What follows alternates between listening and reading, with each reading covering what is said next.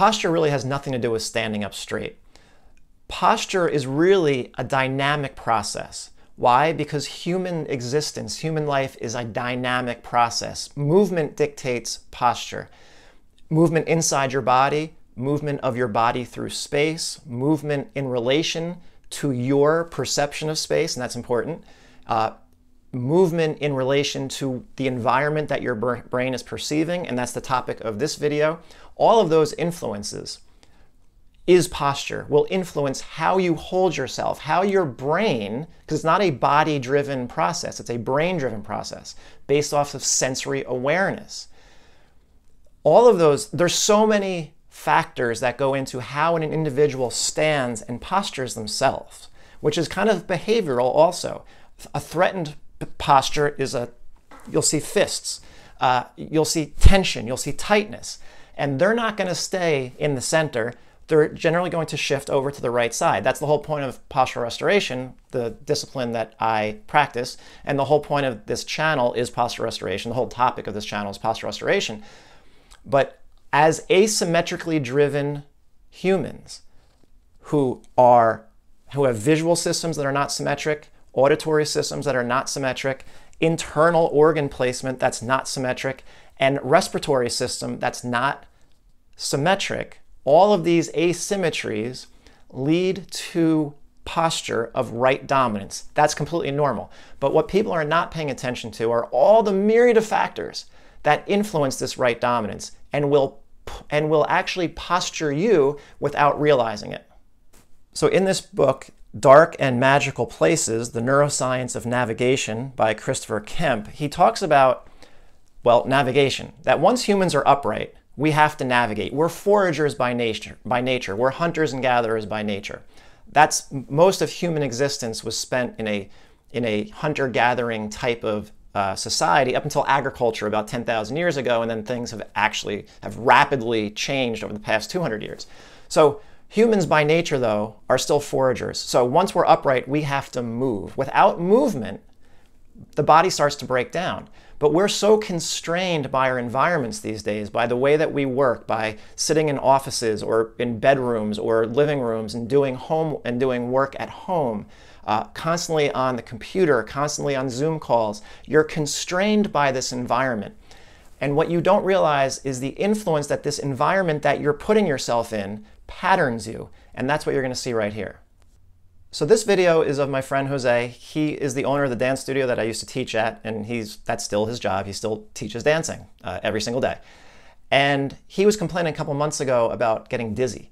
And he can't figure out why he's getting dizzy. Not great, or off balance, I'm sorry. He's getting off balance, which is not great for a dance instructor.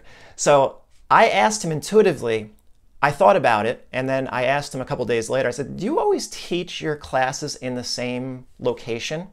Like when he's teaching privates? And he said, yeah. And I knew exactly where he was referring to. So he's always positioning himself near the music so he can change the music really quickly. So I said, all right, I'm going to bring my massage table up. And by far, this might be my favorite video I've ever shown. I'm going to bring my massage table up, and we're going to experiment and see what we can uncover. So I had a feeling that the location that he was teaching in is patterning him, because he's experiencing his teaching. He's experiencing his body acoustically. He's hearing sound, the music, the person in front of him, always starting from the same position. So I'm just going to show you the testing. You're going to see the right leg abduction test, the right shoulder internal rotation test, and the left leg adduction test. These are three very typical Postural Restoration Institute tests that we use to determine.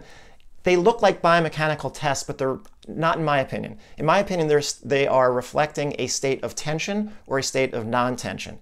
And when you tense up, you go into a rightward oriented towards your dominant side. All right, so that's what these tests show. When he cannot achieve full range of motion, it's meaning he is patterning to his right. He's going into this left AIC, right BC, right TMCC pattern that Postural Restoration Institute has identified simply as indicating someone who's stuck over on their right side, and that's the foundation of all PRI. So here we go. So that you're going to watch his initial testing. He's neutral. Look at how high that right leg goes. Pure. He does not do PRI.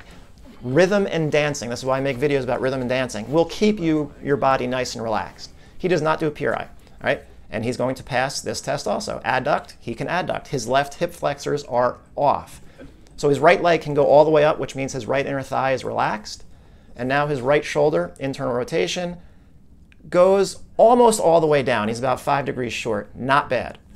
Okay, so now we're just going to move him into the area where he always teaches his classes. You can see I did not turn anything off. We did nothing different. Now his right leg does not go as high. It's still decent, but it's not as high, which means his right inner thigh is becoming overactive. Now we're going to check his left hip. And this is where I start to get really excited because my hypothesis is turning out to be correct. And he cannot adduct. His left hip flexors, I am so happy right now. His left hip flex, he's amazed. His left hip, because he could feel how locked up his hip got. And now his right shoulder does not internally rotate anymore.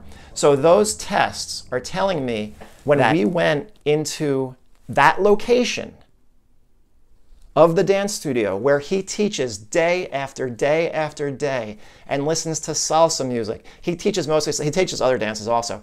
So the music that he's listening to could be part of this.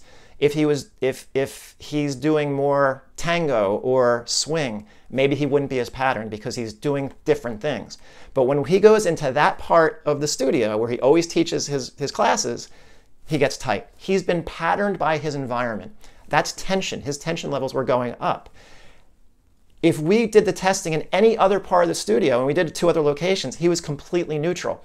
And then he led me, so he was leading me through salsa. And even interestingly, what I know is most people after they dance, they're neutral, as long as they have nothing going on up here in their visual system or their teeth or their jaw.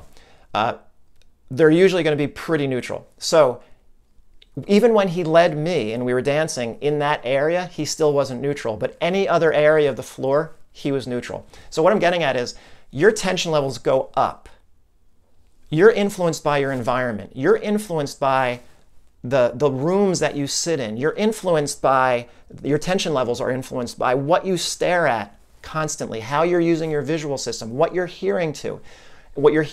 Whatever you're doing over and over and over again without change, your brain craves novelty and change. Once you're doing something the same way over and over again, you become patterned. And that's what you see. Even with someone who's normally neutral and rhythmic. And rhythm is that's why dancing is the best activity you can possibly do for your brain. Because there's every major part of your brain, every major area of your brain that neuroscientists study, they really focus on, is involved in processing sound and music and dance. It's the complete vestibular, visual, proprioceptive, motor cortex integrator. It's amazing. But even that was not enough. If he was in that part of the studio, his patterned area, that was not enough to get him to keep him neutral.